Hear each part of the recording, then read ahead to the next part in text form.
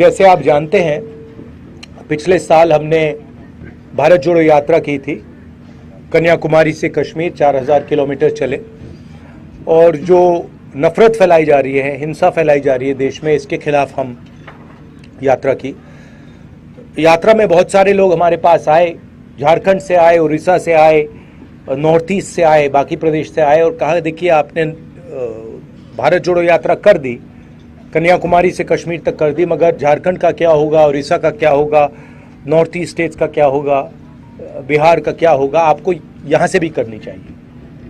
तो इस साल हमने दूसरी भारत जोड़ो यात्रा शुरू की है और इसमें हमने एक शब्द न्याय का लिख दिया है, ऐड कर दिया है, भारत जोड़ो न्याय यात्रा, क्योंकि हमें लगता है कि देश के सामने सबसे बड़ा मुद्दा अन्याय का है।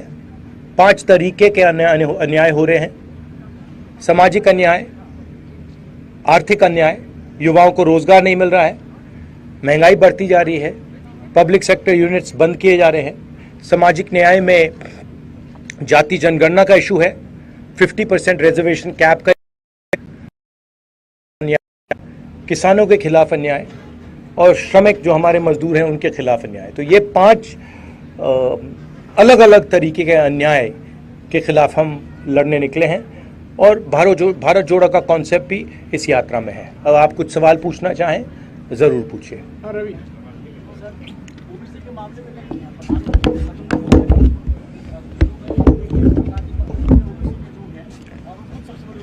नहीं, क्या बोला?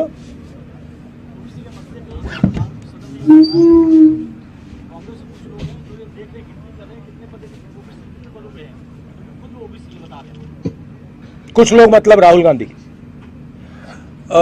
देखिए, सवाल सबके सामने है।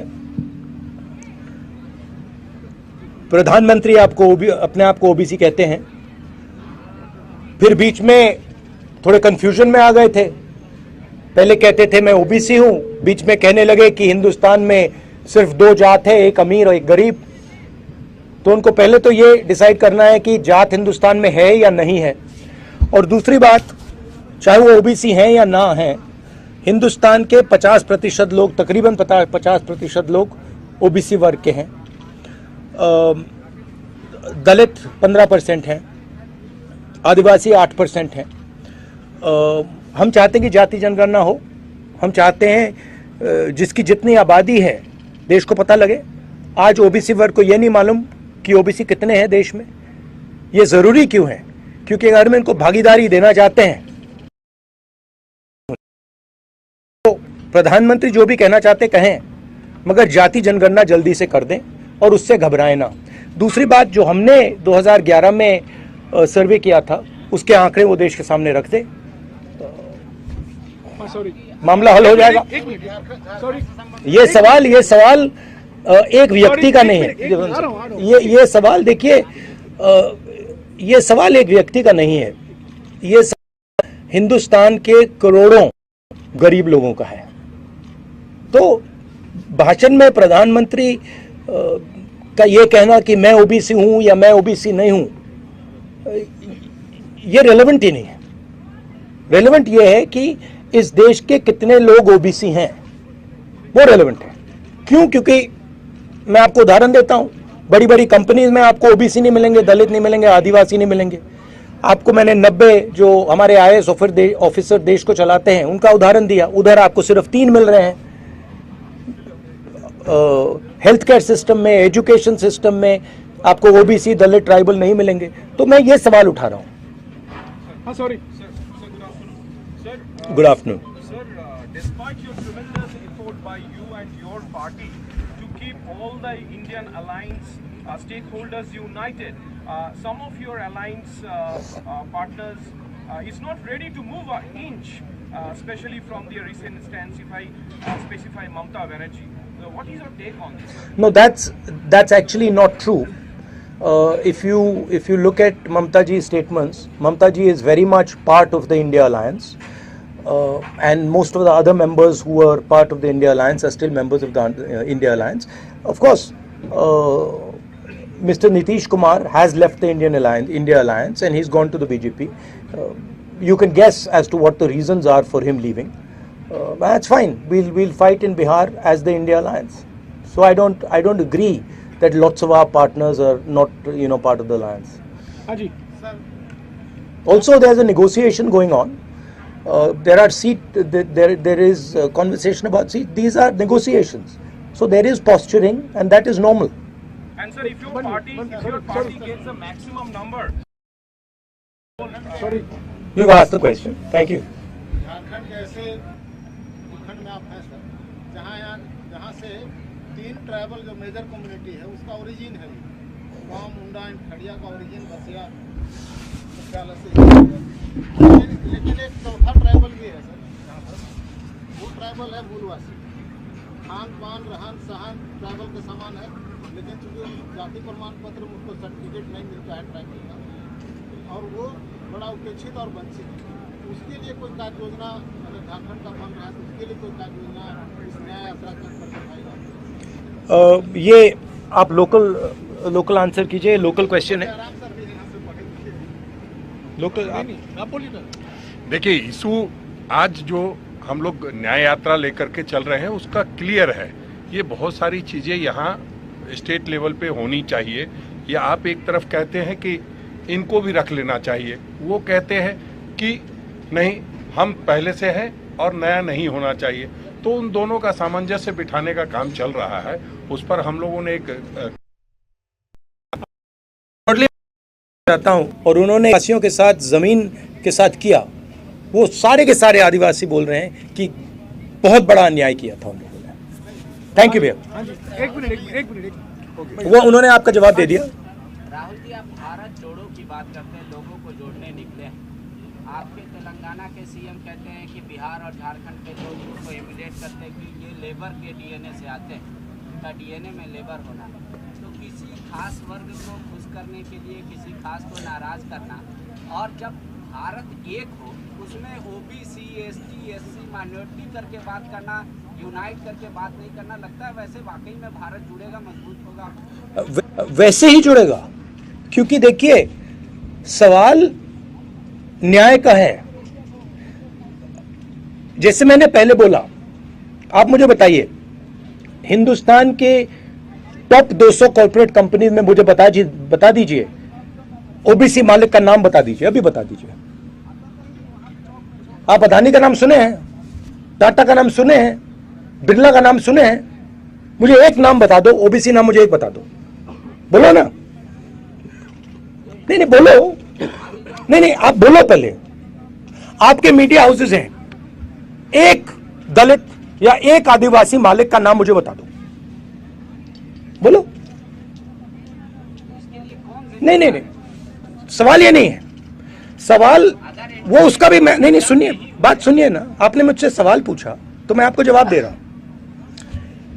सवाल जाति जनगणना का सिर्फ नहीं है. सवाल यह है कि इस देश में हिस्सेदारी किसको मिल रही है. कॉर्पोरेट सेक्शन में मैंने आपसे पूछा 200 सबसे बड़ी कंपनियां हैं, 500 ले लीजिए. उसमें से आप उनके सीनियर मैनेजमेंट में आप मुझे ओबीसी नाम दे दो, दलित नाम दे दो, आदिवासी नाम दे दो. आप नहीं. क्यों? क्योंकि वहां नहीं. मेडिकल सेक्टर में मैं पूछता हूं आपसे, प्राइवेट मेडिकल सेक्टर में वहां नहीं दे पाओगे. प्राइवेट एजुकेशन सेक्टर में पूछता हूं, वहां नहीं दे पाओगे. दिल्ली में जो हमारा सरकार को चलाते हैं उधर 90 लोग हैं आईएएस ऑफिसर्स, उसमें से 3 ओबीसी वर्ग के लोग हैं. 5% बजट का उन पर कंट्रोल है, कोने में बैठे रहते हैं. आबादी 50% है. तो अगर आप लोगों के साथ अन्याय करेंगे, हर कदम पे अन्याय करेंगे, तो भारत कैसे जुड़ेगा? आप क्या कह रहे हो और बीजेपी क्या कह रही है? अन्याय होना चाहिए. ओबीसी वर्ग का जो हक है उसको मिलना नहीं चाहिए. दलित वर्ग जो है, आदिवासी वर्ग जो है, उसका हक नहीं मिलना चाहिए. कैसे जुड़ेगा भारत? इसीलिए हमने न्याय शब्द भारत जोड़ो शब्द के बीच में रखा है. अन्याय के भारत में भारत जुड़ ही नहीं सकता. अब मैंने आपसे पूछा 200 कॉर्पोरेट्स हैं, आप मुझे एक नाम नहीं बता पा रहे. मैंने आपसे पूछा भैया ठीक है आप कॉर्पोरेट का शायद जानते नहीं हो, बड़ी बड़ी मीडिया कंपनी में मुझे एक नाम दे दो. अच्छा छोड़ो, आप रिपोर्टर्स में से मुझे दिखा दो आदिवासी कौन है, हाथ उठाओ ना, कहां है? आप यहां मुझे दलित दिखा दो। हाँ एक है, सैंपल रख रखा है कोने में। तो देखिए, देश के सामने सबसे बड़ा मुद्दा अन्याय का है, और सबसे बड़ा अन्याय दलित आदिवासी पिछड़ों के खिलाफ हो रहा है। इसीलिए मैं इसको रख रहा हूं, और इसीलिए मैं जाति जनगणना के लिए लड़ रहा हूं, और मैं पीछे हटने वाला नहीं हूं, प्रधानमंत्री जो भी कहे। हाँ श्रेया, एक मिनट बात आऊंगा। Sir, I'm Shreya from Times Now. Can you give me some water जनाब? I have been following the Yatra since Assam. We have seen that you have given a constant message that Uttarakhand Bajaj and Congress have planned to behave. Now the Yatra have also faced some controversy. For example, the West Bengal Chief Minister calling Congress a migratory path. Even today, one of your videos trying to feed a dog went viral, and BJP says that this is because of this attitude of yours towards. What is the video that went viral? You were trying to feed a dog, and that was actually the dog owner. Amit Pandya has been fact-checked also. So, No, what do you mean is a dog owner? I didn't understand. so you were doing a roadshow in Yes, Uttarakhand, yes. where one dog owner came to you with the dog. Yes, I called the dog and the owner, he came. Yes, so you tried to feed the dog with a stick. After the dog was dead, you handed it over to the dog. Oh yeah, because वो बिल्कुल घबराया हुआ था, कांप रहा था, और मैंने जब उसको बिस्किट दिया वो डर गया, तो मैंने उसको मालिक को दिया कि भैया आप दे दो, ये आपके हाथ से खा लेगा। फिर वो मालिक ने उसको दिया, वो खा गया। तो इसमें मतलब इशू क्या है? So what the BJP has said is that the person who handed over, the Malik, the dog owner, was actually a Congress no, कार्यकर्ता. वेयर इज ये कांग्रेस कार्यकर्ता? वो कुत्ते को लाया मेरे पास, कुत्ता घबराया हुआ था, मैंने उसको खाने को दिया, वो कांप रहा था ऐसे, फिर मैंने कहा भैया आप खिला दो, उसने खिला दिया। हाँ जी,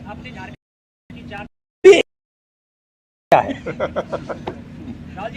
नहीं सचमुच ये बीजेपी के लोगों को कुत्तों से ऑब्सेशन क्या है? कुत्तों ने क्या बिगाड़ा है?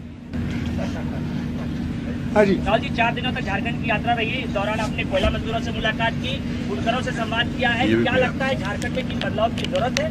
दूसरा सवाल, कल्पना सोरेन से कल आपकी मुलाकात, आपकी क्या बातचीत रही है, क्या होगी? ये देखिए, जो कल्पना जी के साथ बातचीत हुई वो तो मैं पब्लिकली नहीं बोलूँगा, वो तो कॉन्फिडेंशियल बातचीत हुई है। ये कहूँगा कि जो उनके पति के साथ किया जा रहा है वो अन्याय है, वो ठीक नहीं है। यात्रा में हम बहुत सारे लोगों से मिले हैं, किसानों से मिले हैं, आदिवासियों से मिले हैं, गरीब लोगों से मिले हैं, और बहुत सारा इनपुट हमने लिया है।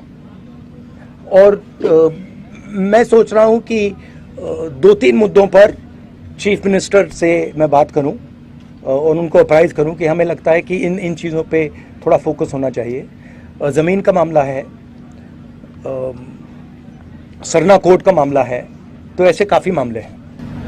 हाँ जी, सर, मैं सबसे पहले आपको धन्यवाद देना चाहता हूँ कि आपने ओबीसी दलित पिछड़ों का मुद्दा उठाया। लेकिन एक सवाल है मेरा, आप पिछले 10 साल वाले सरकार में थे, उस समय ना जाति जनगणना की बात हो रही थी, ना ओबीसी समाज की हो रही थी। ये आपको किसने बताया?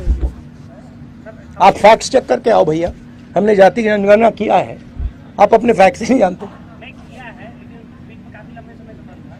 नहीं, हमने कास्ट सर्वे किया, उसके हमने आंकड़े निकाले, कोalition में हमारा डिस्कशन हुआ, और कोalition में वो डिस्कशन में डिसाइड हुआ कि उसको रिलीज नहीं करना है। मैंने पब्लिकली कहा है कि एक्चुअली हमें उस टाइम रिलीज कर देना चाहिए था। अभी अगर आपकी गवर्नमेंट बनती है तो ओबीसी के लिए अब क्या क्या कदम उठाए जाएंगे इससे? वो तो हमने क्लियरली बोला है, जाति जनगणना हम लागू कर देंगे। कल तेलंगाना के चीफ मिनिस्टर आए, उन्होंने मुझे कहा कि तेलंगाना में काम शुरू है, जहां भी हमारी सरकार है हम जाति जनगणना कर रहे हैं। 50% का जो कैप लगाया है, आर्टिफिशियल कैप लगाया है, अनफेयर है, तो हम हटा देंगे। रिजर्वेशन का जो 50% का कैप है, हम उसको खत्म कर देंगे, और आदिवासी जो हैं और दलित जो हैं उनके रिजर्वेशन को प्रोटेक्ट करके हम पिछड़े वर्ग के लोगों को रिजर्वेशन देंगे। हाँ जी, और आखिरी बात सुनिए, जो इसमें 2 चीजें हैं, और एक है कि जनरल कास्ट के भी गरीब लोग हैं, ठीक है, तो उनको भी नहीं छोड़ना है। और सबसे जरूरी बात कि जो छोटे बिजनेसेस हैं, एंटरप्राइजेस हैं, उनको पूरा का पूरा सपोर्ट हम देंगे। नोटबंदी ने, जीएसटी ने इन लोगों को खत्म कर दिया है। तो जो रोजगार क्रिएट करते थे, जो देश को रोजगार देते थे, उनको नरेंद्र मोदी जी ने, अदानी जी ने नोटबंदी, जीएसटी लागू करके उनको खत्म कर दिया है। तो हम तो हम सबसे पहले जीएसटी को बदलेंगे, ठीक है। नोटबंदी के बारे में हम कुछ नहीं कर सकते, वो तो नरेंद्र मोदी जी ने कर दिया। तो जीएसटी को बदलेंगे। उसके बाद हम एक नया फाइनेंशियल प्लान स्मॉल और मीडियम बिजनेसेस के लिए लागू करेंगे, और उसमें हमारा फोकस होगा कि पिछड़े वर्ग के लोग, दलित वर्ग के लोग, आदिवासी वर्ग के लोग, गरीब लोगों को फुल बेनिफिट मिले। हाँ जी, एक मिनट रैलियां हो रही है सर, ईवीएम के विरोध में रैलियां हो रही है, बड़ी रैलियां हो रही है सर, उसका नेतृत्व करने का वहाँ पर आप जा नहीं रहे हैं क्या? हमारी, देखिए मैं यात्रा में हूँ, हमारी, अगर आप ईवीएम पे पोजीशन समझना चाहते हैं, हमारे पास हमने पब्लिकली डिक्लेयर कर रखी है। जयराम जी आपको उसका एक कागज दे देंगे। हाँ जी, पीछे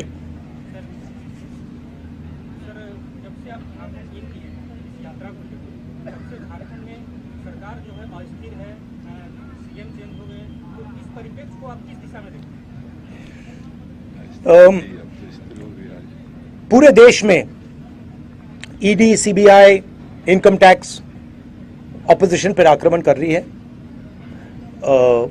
इन इंस्टीट्यूशंस का मिसयूज हो रहा है, जबरदस्त तरीके से मिसयूज हो रहा है। ये रियलिटी है आज की पॉलिटिक्स का। कोई प्रॉब्लम नहीं है। उन्होंने यहां कोशिश की, सरकार गिराने की कोशिश की, हमने रोक दिया।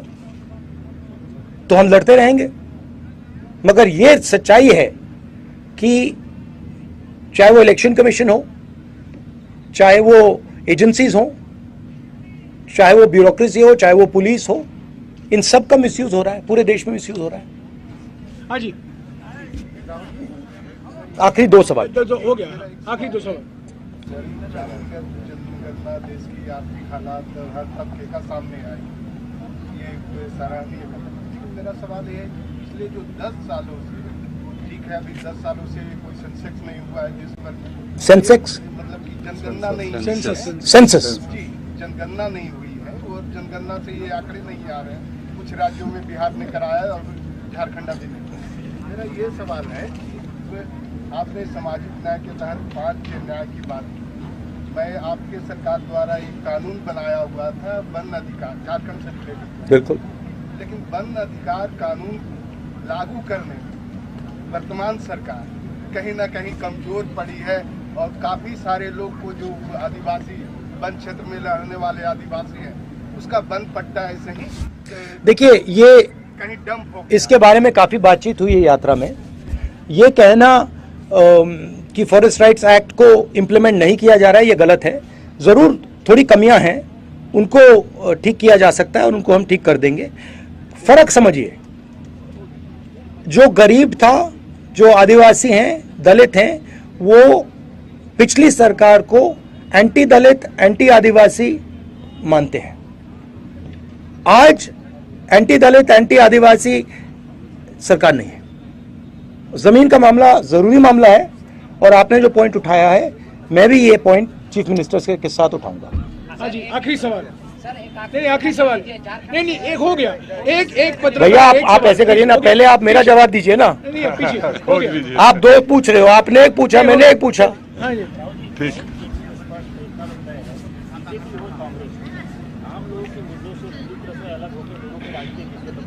सॉरी, क्या? बीजेपी हो या कांग्रेस हो, किसी की सरकार हो, आम व्यक्ति तक वो विकास योजनाएं नहीं पहुंच रही जो पहुंच रही। आपको ये किसने कहा? सर मेरी बात पूरी हो जाती है सर। जैसा आपने कहा कि आज एसटी कोई कहीं मालिक नहीं है, कोई ओबीसी नहीं है, तो आखिरकार इस सवाल का जवाब तो आपने दिया कि आप आएंगे तो करवाएंगे, लेकिन आखिरकार इसके लिए जिम्मेवार कौन है? जिम्मेदार कौन है? ये एक प्रोसेस है, ठीक है, ये प्रोसेस चल रहा है, इंडिपेंडेंस के पहले से चल रहा है, और इस प्रोसेस के सबसे बड़े कदम कांग्रेस पार्टी ने लिए हैं। आजादी के लिए हम लड़े, हरी क्रांति हमने दी, सफेद क्रांति हमने दी, एजुकेशन सिस्टम हमने लागू किया, जनता के साथ मिलकर टेलीकॉम रेवोल्यूशन हमने किया, तो अब हमने एक नई कमी देखी है, उस कमी को हमने एक्सेप्ट किया है, उसको हम बदलना चाहते हैं, उसको हम ठीक करना चाहते हैं। हमें साफ दिख रहा है कि देश में पिछड़ों के खिलाफ, दलितों के खिलाफ, आदिवासियों के खिलाफ अन्याय हो रहा है। अब हम इसको ठीक करेंगे। जाति जनगणना पहला कदम है, ये मत सोचिए कि ये लास्ट कदम है, ये पहला क्रांतिकारी कदम है। इसके बाद काम शुरू होगा। इस कदम से देश को पता लग जाएगा किसकी कितनी आबादी है, गिनती हो जाएगी। जैसे मैंने कहा, देश का एक्सरे हो जाएगा, सबको पता लग जाएगा, ओबीसी को पता लग जाएगा कि भैया मीडिया में तो हमारा कोई आदमी नहीं है, एक भी नहीं है, कॉर्पोरेट में हमारा एक भी आदमी नहीं है, हिंदुस्तान सरकार में हमारा एक आदमी नहीं है, और हमारी आबादी है 50%। तो दूध का दूध, पानी का पानी हो जाएगा। उसके बाद काम शुरू होगा, उसके बाद मजा शुरू होगा।